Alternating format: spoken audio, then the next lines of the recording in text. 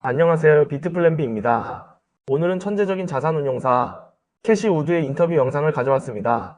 Okay, we're talking your language.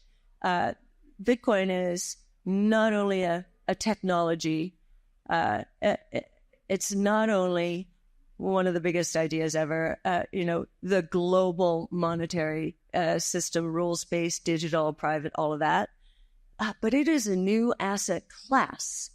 And when you present investors with those three and they're not knowledgeable enough, it's a little bit threatening or they feel a bit vulnerable. So we are trying to bridge in with, okay, we're going to talk your language. I am certain about 21 billion units. I am certain about that.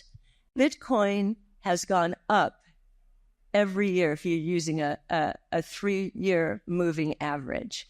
And I think it's just becoming undeniable that it is a force that especially now that institutions have to consider it as a new asset class, because Bitcoin ringing the bell for a new asset class, we showed the correlations of returns.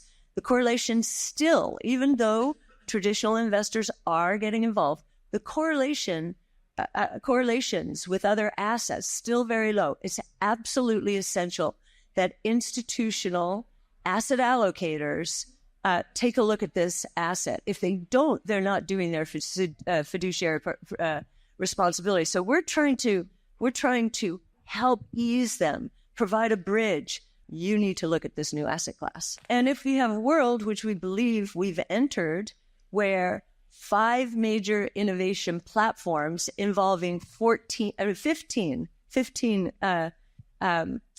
technologies are converging and disrupting the entire traditional world order.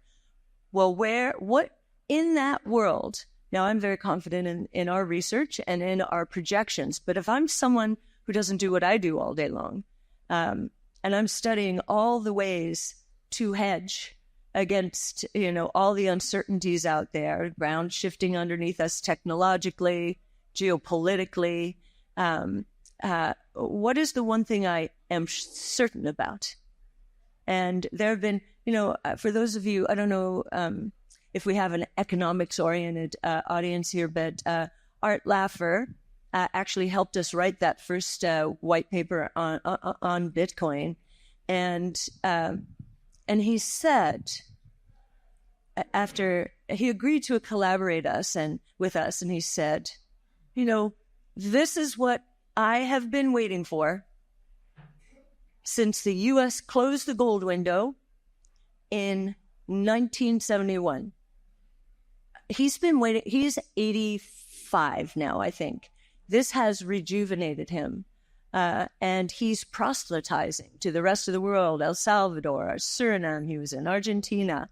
And he's beginning to help them understand how important this source of certainty will be to them. And, one of the biggest things that has surprised us, when we were brainstorming about Bitcoin in the early days of ARK, our working assumption was that the early government adopters of Bitcoin would be in the emerging markets because they live in such a chaotic world that the U.S. really, yes, El Salvador was there, but the U.S. is leading the charge here. 여기서 엘살바도르의 사례를 짧게 말씀드리자면 현재 엘살바도르의 대통령인 나이브 부켈레 대통령은 자국 화폐의 가치 하락에 대한 해결책으로 국가 예산으로 비트코인을 주기적으로 매수하고 있습니다. 하지만 이 같은 정책은 많은 경제 전문가들에게 비판을 받고 있습니다. 비트코인이 10만 달러를 돌파했을 때 큰 수익을 보았지만 매도하지 않았죠. 과연 이런 해결 방식이 어떤 결과를 낳을지 많은 이들의 이목을 집중시키고 있습니다. And I think it's going to serve us very well over time. That is, they are battered every now and then by the dollar's appreciation, and which, they've got a lot of dollar-denominated debt. They run their countries on their own currency, and they're losing out constantly. 여기서 잠깐 구독자분들을 위해 비트플랜비 베테랑 트레이더와 프로그램 개발자가 힘을 합쳐 보조지표를 개발하였습니다. 초보자부터 경력자까지 큰 도움을 받을 수 있는 지표라고 자부합니다. 보조지표 이름은 알파빗으로 써 자동으로 구동되며 유료로 출시될 예정입니다. 구독자분들께 보답으로 선착순 50명만 무료로 배포해드릴 예정입니다. 또한 성의 있는 사용 후기까지 적어주시는 5분께 알파빗 지표 평생 이용권을 드리려고 합니다. 신청 방법은 하단 더보기란에 나와 있으니 많은 참여 부탁드립니다. 오늘 영상이 유익하셨다면 구독, 좋아요 부탁드립니다. 감사합니다.